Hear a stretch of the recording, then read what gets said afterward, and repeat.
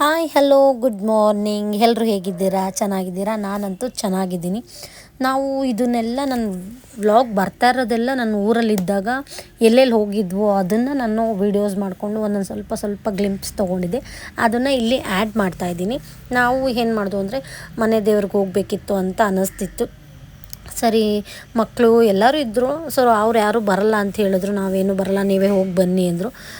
ನಮ್ಮ ಮಕ್ಕಳು ಮಾತ್ರ, ನನ್ನ ಮಗ, ನನ್ನ ತಂಗಿ ಮಗಳು, ನನ್ನ ಮಗಳು, ಆಮೇಲೆ ನನ್ನ ಭಾವನ ಮಗಳು ಬರ್ತೀವಿ ಅಂತ ಹೇಳಿದ್ರು. ಸರಿ ಆಯಿತು ಅಂದ್ಬಿಟ್ಟು ಅವ್ರನ್ನೇ ಕರ್ಕೊಂಡು ಹೋಗೋಣ ಅಂತ ಒಂದೇ ಕಾರಲ್ಲಿ ಹೋಗಿ ಬರೋಣ ಅಂದ್ಕೊಂಡು ನಮ್ಮ ಭಾವನ ಕಾರ್ ತೊಗೊಂಡು ನಾವು ಮೇಲ್ಕೋಟೆಗೆ ಮೇಲ್ಕೋಟೆಗೆ ಬಂದಿದ್ದ ತಕ್ಷಣ ಆ್ಯಸ್ ಯೂಶ್ವಲ್ ನಾವು ಫಸ್ಟು ಕಲ್ಯಾಣಿಗೆ ಪೂಜೆ ಮಾಡ್ತೀವಿ. ಕಲ್ಯಾಣಿಗೆ ಪೂಜೆ ಮಾಡೋಣ ಅಂತ ಪೂಜೆ ಮಾಡ್ತಿದ್ದು. ಇಲ್ಲಿ ಯಾಕೆ ನನ್ನ ಹಸ್ಬೆಂಡೇ ಪೂಜೆ ಮಾಡ್ತಿದ್ದಾರೆ ಅಂತಂದರೆ, ಫಸ್ಟ್ ಪೂಜೆ ಯಾವತ್ತು ಮನೆ ಯಜಮಾನ ಮಾಡಬೇಕು ಅನ್ನೋದು ನನ್ನ ಅಭಿಪ್ರಾಯ. ಬೇರೆಯವ್ರಿಗೆ ಹೇಗೋ ಏನೋ ನನಗೆ ಗೊತ್ತಿಲ್ಲ. ಸೊ ಹಾಗಾಗಿ ಅವ್ರು ಫಸ್ಟ್ ಪೂಜೆ ಮಾಡಿಕೊಟ್ಟಾದ್ಮೇಲೆ ನಾನು ನೆಕ್ಸ್ಟ್ ಪೂಜೆ ಮಾಡ್ತಾಯಿದ್ದೀನಿ. ನಾನು ಎಲ್ಲ ಪೂಜೆ ಮಾಡಾದ್ಮೇಲೆ ನೆಕ್ಸ್ಟ್ ನನ್ನ ಮಗನ ಕೊಡ್ತಾಯಿದ್ದೀನಿ ಪೂಜೆಗೆ.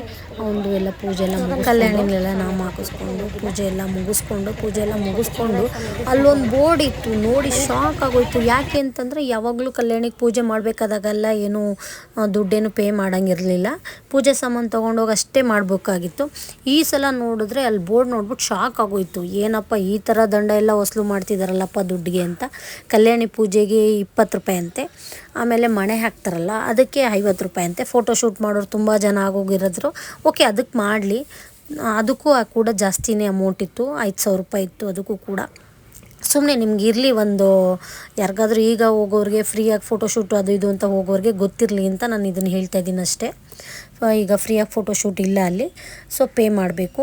ನಾವು ಮೇಲ್ಗಡೆ ಹೋಗೋಕ್ಕಾಗಲಿಲ್ಲ, ಯೋಗ ನರಸಿಂಹಸ್ವಾಮಿ ದೇವಸ್ಥಾನಕ್ಕೆ ಹೋಗೋಕ್ಕಾಗಲಿಲ್ಲ. ಬೆಟ್ಟ ಹತ್ತು ಹೋಗಬೇಕು, ಎಲ್ಲ ಚಿಕ್ಕ ಮಕ್ಳನ್ನ ಕರ್ಕೊಂಡು ಬಂದಿದ್ದೀವಲ್ಲ ಅಂದ್ಬಿಟ್ಟು ನಾವು ಹೋಗೋಕ್ಕಾಗಲಿಲ್ಲ. ನನ್ನ ಮಗಳಂತೂ ನಡೆಯೋದೇ ಇಲ್ಲ. ಹಾಗಾಗಿ ನಾವು ನಾವು ಯೋಗ ನರಸಿಂಹಸ್ವಾಮಿಗೆ ಕರ್ಕೊಂಡು ಹೋಗಲಿಲ್ಲ. ಕಲ್ಯಾಣ ಪೂಜೆ ಮುಗಿಸ್ಕೊಂಡು ಚೆಲುವರಾಯ ಸ್ವಾಮಿನ ನೋಡೋಣ ಅಂದ್ಕೊಂಡು ಇಲ್ಲಿ ಕೆಳಗಡೆಗೆ ಬಂದರೆ ಏನಂತಲೇ ಗೊತ್ತಿಲ್ಲಪ್ಪ. ನಾನು ಊರಿಗೆ ಬಂದಾಗಿಂದ ನೋಡ್ತಿದ್ದೀನಿ, ನಾನು ಎಲ್ಲಿ ಹೋಗಿರ್ತೀನೋ ಅಲ್ಲೇ ತುಂಬ ಜನ ಇರ್ತಾರೆ. ಅಥವಾ ನಾನು ಜನ ಇರೋ ಟೈಮಲ್ಲಿ ನಾನು ಹೋಗ್ತಾಯಿದ್ದೀನೋ ಏನೋ ನನಗಂತೂ ಗೊತ್ತಿಲ್ಲ. ಸೊ ನಮಗೂ ಇವಾಗ ರಜದ ಟೈಮಲ್ಲಿ ಅಲ್ವಾ ನಾವು ಫ್ರೀ ಇರೋದು ಅಂದ್ಬಿಟ್ಟು ಸೊ ನಾವು ಮೇಲ್ಕೋಟೆ ದರ್ಶನ ಮುಗಿಸ್ಕೊಂಡು, ಫ್ರೀ ದರ್ಶನ ಅಂತೂ ಮಾಡೋಕ್ಕಾಗಲಿಲ್ಲ. ಯಾಕಂದರೆ ತುಂಬ ಜನ ಇದ್ದರು. ನೋಡಿ ಅಷ್ಟು ಜನ ಇದ್ದಾರೆ, ಇಷ್ಟು ಕ್ಯೂ ನಿಂತಿದ್ರು. ನಾವು ವಾಪಸ್ ಹೋಗಬೇಕಾಗಿತ್ತು, ಹಾಗಾಗಿ ಬೇಗ ಹೋಗಬೇಕಾಗಿತ್ತು ಅಂದ್ಬಿಟ್ಟು ನಾವು ಫ್ರೀ ಟಿಕೆಟ್ಗೆ ಹೋಗಲಿಲ್ಲ. ದುಡ್ಡು ಕೊಟ್ಬಿಟ್ಟು ಪೇ ಮಾಡಿಬಿಟ್ಟು ದರ್ಶನಕ್ಕೆ ಅಂತ ದರ್ಶನ ಎಲ್ಲ ಮುಗಿಸ್ಕೊಂಡು ಬರ್ತಾಯಿದ್ದೋ. ಅಪರೂಪಕ್ಕೆ ಒಂದು ಸಲನಪ್ಪ ಈ ಮೇಲ್ಕೋಟಲ್ಲಿ ಪ್ರಸಾದನಾಗಲಿ ಏನಾದರೂ ಸಿಗೋದು. ಅಲ್ಲಿನ ಪುರೋಹಿತರುಗಳಂತೂ ಹೆಂಗೆ ಕೊಡ್ತಾರೆ ಅಂದರೆ, ಬಟ್ ಅದು ಒಂದು ರೀತಿ ಇಷ್ಟ ಅನಿಸಲ್ಲ. ಬಟ್ ಆದರೂ ದೇವ್ರ ಪ್ರಸಾದ ಅಲ್ವಾ ಅಂತ ಈಸ್ಕೊಳ್ಳೇಬೇಕು.